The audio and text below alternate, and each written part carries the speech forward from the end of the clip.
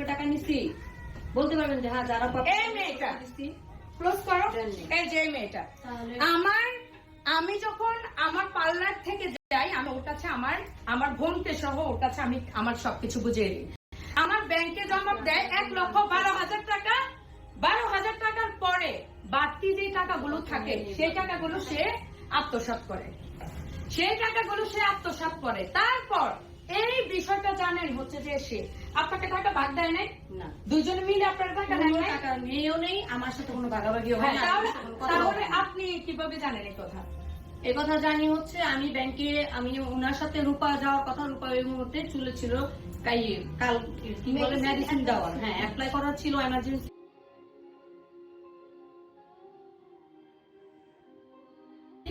এর জন্য রূপা এখানে রয়ে গেছে। আর আমি ওই দিনকে আল্লাহর কি হুকুম আমি জানি না, যে আমার যাওয়া লাগছে। আমি বলছি যে আজকে আপু আমি একটু ব্যাংকে কথা বলবো, ওই যে অ্যাকাউন্টের ব্যাপারে আপনার সাথে কথা হয়েছিল যে আমি একটা অ্যাকাউন্ট খুলবো, ব্যাংকে আপনারা টাকা দিবেন এই জন্য। তাই বলছি আজকে আমি একটু যাবো। আমার এই নলেজটাও নাই যে আমি কেন যাবো বা কি আসে বিষয়। আমি এটা খালি ভাবছি যে আমার যাওয়া লাগবে, একটু কথা বলবো আমি ব্যাংকে। তো আমি এই জন্য গেছি। আমার ভুল হয়েছে, এটা যাওয়াটা ভুল হয়েছে কিনা তাও আমি বলতেছি না। আমি যাওয়ার পরে ব্যাংকের সব উনি হচ্ছে চেক টেক সবকিছু লেখানো হয়ে গেছে। পরে স্যারকে টাকা দিচ্ছে, স্যার টাকা নিচ্ছে।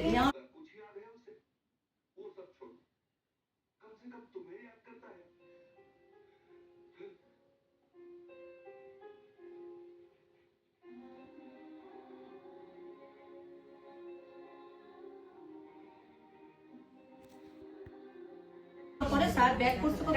হ্যাঁ 6,200। স্যার যখন ব্যাক করছে তখন আমি বলতেছি এই টাকা কিসের, এই টাকা এখানে কেন ব্যাক আসবো, এই টাকা কি? তখন বলতেছে আমি বলতে পারি না।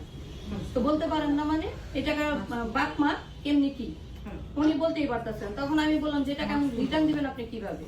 তো বলতেছে আপনি রাখেন, তারপর আল্লাহ এটা দিক কি করা যায়। তো রাখার পর আমি মানে অপেক্ষায় ছিলাম যে মিথিলা আপনার সাথে কথা বলবো বা আপনার সাথে কথা বলবো। আচ্ছা রিটার্ন দেওয়ার এই টাকা কি করবেন এই প্রশ্নটা কেন আসে? রিটার্ন কিভাবে দিবেন এই প্রশ্ন কেন আসে?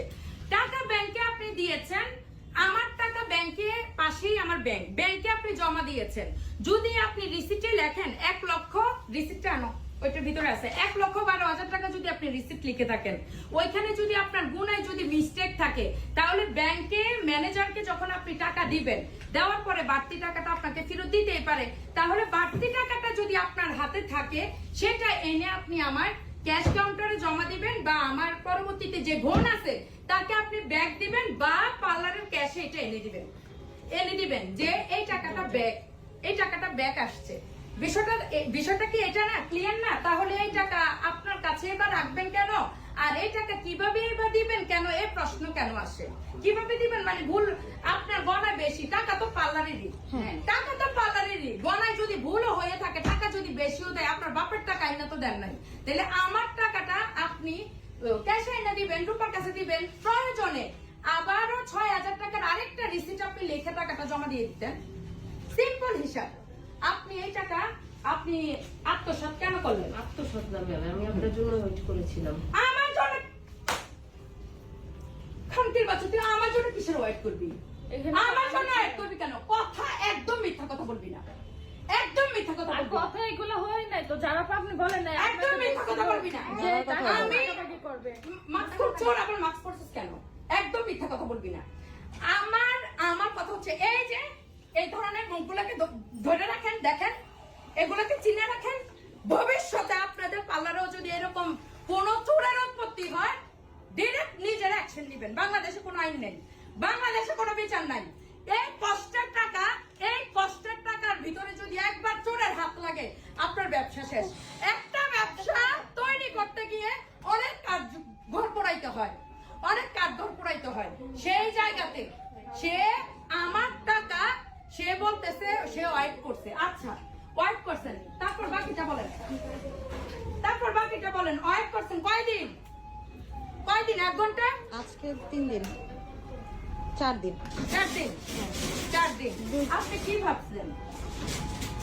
ভাবছেন? ইনোসেন্ট ভোট নিয়ে থাকবেন না। আপনি কি ভাবছেন? ওনাকে টাকার অফার দিয়েছিলেন আপনি? টাকার অফার সত্যি কথা বলবেন, টাকা রাখার জন্য মানে হ্যাঁ কত? আমাকে রাখতে বলছে, আমি বলছি না আপনি আপনি টাকার দায়িত্ব আপনি রাখেন, আমি কেন রাখবো এই টাকা, আপনি রাখেন। তখন উনি ওই টাকাটা নিয়ে নিন। আচ্ছা যারা আপু আপনাকে আপু কি সম্মানটা দিছে আমি না বলে পারলাম না। না, আপনি কিভাবে right এটার রাখছেন? জবাব তো আমি ওনার কাছে পরে চাইবো, এটার জবাব তো ওনার কাছে আমি পরে চাইবো। তবে আমার কথা হচ্ছে আপনি তো টাকাটা ব্যাক আনছেন, টাকা ব্যাক আনছেন না, আপনি আমার ক্যাশ কাউন্টারে আপনি ওই কলম আনছেন কেন, ওই যে সাদা কলম আনছেন কেন? ভুল। ওটা কি আনছেন? এই সাদা কলম কেন বের করো, সাদা কলম কেন আনছেন? সাদা কলম কেন আনবে? সাদা কলম যখন আমার হাজবেন্ড একজন শিক্ষক, সে বলে যে যখন আমরা রেজাল্টের ক্ষেত্রে ভুল ত্রুটি হয় তখন আমরা সাদা কলম ইউজ করি। এই যে দেখেন এইটা দিয়ে মুছে ফেলা যায়। এখন আমার এখানে ম্যানেজমেন্টে কাজ করলো ৬,০০০ টাকার, এমপ্লয়িকে বুঝিয়ে দিল, সে যদি এটা ৫,০০০ টাকা করে রাখে আমার এমপ্লয়ি কি বা এই বিষয়টা কি আর ধরা যাবে? ধরা যাবে না। এই কলমটা কিসের জন্য আপনারা বলেন? এই কলম কেন আসছে? আমার পার্লারে এই কলম ছিল না।